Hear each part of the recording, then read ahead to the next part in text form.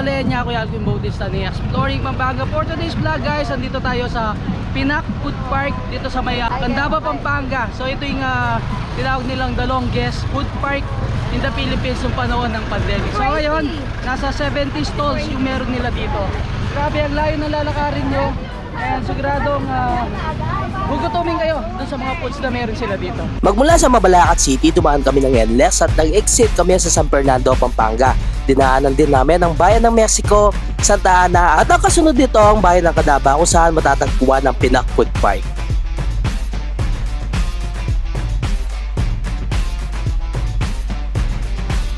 Siyempre guys, kasama natin ulit si Pampanga Good News. Yan, si Ate Gara. Hello. Kasama natin siya magpupod trip mamaya. Grabe guys, ayan, yung mga tinitinda nila dito. Pangato sir? Yes po, balik na rin natin Pangat, sir. tapos meron pa tayong mga laman-laman. Ayan, thank you. Actually guys, marami kayong makikita dito. So, kahit anong trip na kainin nyo, meron dito sa Pinac Food Park. Isa sa mga nag-agaw pansin sa akin, itong mga ano nila, itik and then yung kanilang mga pugo. Mamaya titikman natin yan. Ganyan karaming tao dito sa Pinac Food Park. Grabe. So 3 PM until 8 PM bukas itong Pinac Food Park. Sa pag-iikot namin guys, nakita namin may mga Japanese food, Chinese food, sa Filipino street foods, mga barbecue, mga inasal. Yan yung talagang mabenta dito.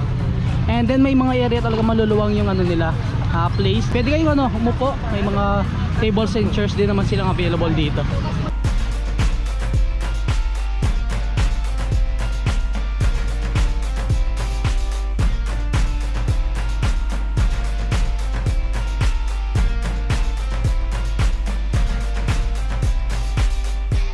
So eto guys, mga sinerve sa atin dito sa Pinac Food Park. Parang ayaw na kaming pauwiin. Grabe, ang daming foods and drinks na sinerve nila dito. Thank you Pinac Food Park. Syempre mamaya kasama natin magpo-food trip si Ate Gara at ang Pampanga Good News. Dito ako natatakam kanina pa eh.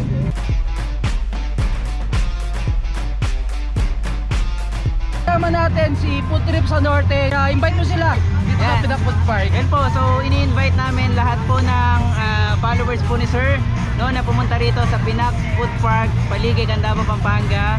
Hindi lang po kayo masasayaan sa pagkain, kundi po sa mga tanawin po. Sobrang ganda, relaxing. Sabi ko nga rito, kung stress ka, ito yung bagay na puntahan mo. Tsaka sir, marami silang pagpipilian ng mga foods and drinks dito. Sobrang dami po. Opo, kayo Ilan yan? Ilang stall yan? Sa ngayon po, nasa 70 to 80 na po. Grabe. Opo. Mapapagod din kayo kakalakad hanggang doon sa dulo. Pero napakaganda nga ng scenery. Papalo naman po yung page ko ng Kia Vlog. Daily vlog lang po siya about work, pagkain, pagluluto, at mga ginagawa ko po araw-araw. Pumunta po kayo lahat dito sa Pinac Food Park at marami po talaga pagpipili ang pagkain. Kaya kabalen, supportahan natin si Kia Vlog dito sa taga San Luis, Pampanga. So dumayo rin siya dito sa Candaba, Pampanga. Mamaya guys, makakasama natin siya mag-food trip. Hello Kabalen, magandang araw po sa inyong lahat. Kasama ko po ngayon si Exploring Pampanga. Paki-follow din po ako, Kabalen Mas Vlog po. Mag-e-enjoy po kayo sa aking mga videos. Punta po kayo dito sa Pinac, Paligay, Candaba, Pampanga. Ayun naman, ano ba yung mga content na ginagawa mo? Everyday routine lang po sir. So daily vlog din. Thank you. Mag-supportahan guys, yan. Kabalen Mas Vlog. Dahil napagod tayo sa pag-ikot dito sa Pinac Food Park, titikman muna natin itong kanilang mga refreshment drinks. And syempre, marami silang ino-offer dito ng mga drinks tulad ng mga coffee based and non-coffee based drinks. May mga nakita ako milk tea doon, and then itong mga refreshment drinks nila. Mga prop, meron din sila ice cold coffee, hot coffee meron. And yung mga mga foods natin dito. So kompleto Ricardo's, may mga Chinese foods, Japanese foods, mga Filipino foods, and then yung mga street foods natin. Lahat ng nagke-crave ng mga sweet corn, and may different flavors sila, I think. May mga cheese, barbecue. Ayan, nunahan na tayo ni Ate Gara. Tingnan natin. Lasang popcorn. Oh, actually guys, nung nakita ko yung Pinac Food Park, itong mais talaga yung dito ako nag-crave. Si Mama's Vlog.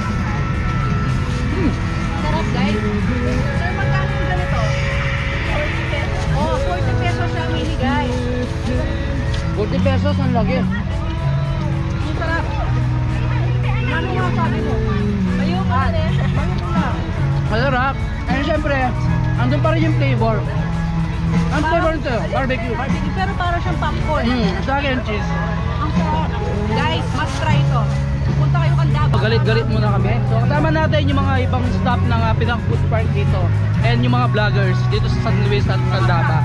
So ito, isa sa mga kine-crave ko talaga. Ano siya, yung parang sa gitna ng ano, chicharong bulaklak. O chicharong bulaklak din yata ito.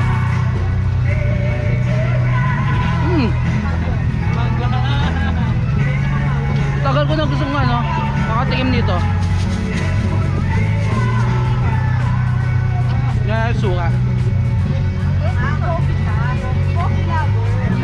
Ito isa sa mga marirecommend ko kapag punta kayo dito sa Pinak Food Park. Tikman nyo yung mga lechong itik. Actually, kilala si Candaba sa Ebon Festival. So, maraming poultry ng mga itik dito.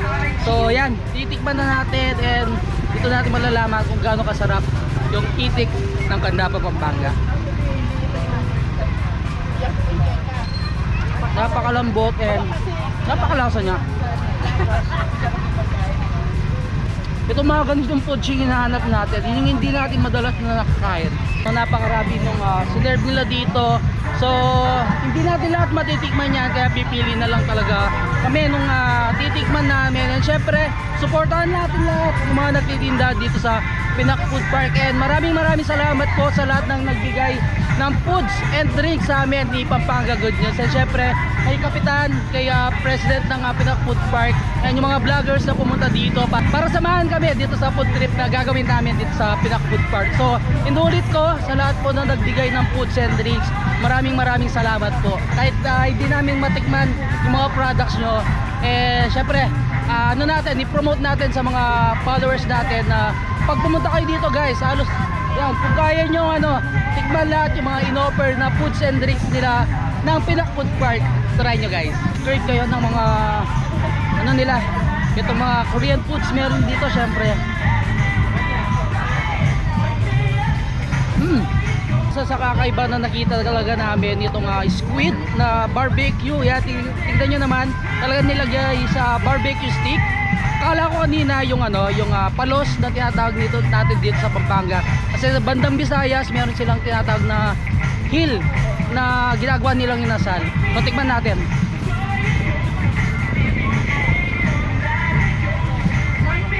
Ang sarap ng lasa napakalambot niya. Kasi tikman naman natin yung kanilang chicken inasal. Ang daming nagchi-chicken inasal dito. Siguro nasa 5 to 10 stalls yung nagchi-chicken inasal. Yan, kung nagki-crave kayo ng mga chicken inasal, try nyo. Ang lambot and napaka-juicy sa loob. Kagandahan dito sa Pinak Food Park guys is marami kayong pagpipilian ng mga foods and drinks. So kapag pumunta kayo dito, hindi nyo alam kung anong uunahin nyo.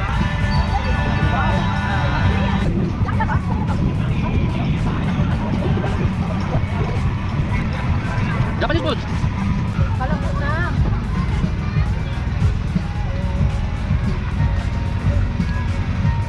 Balang ka lang po.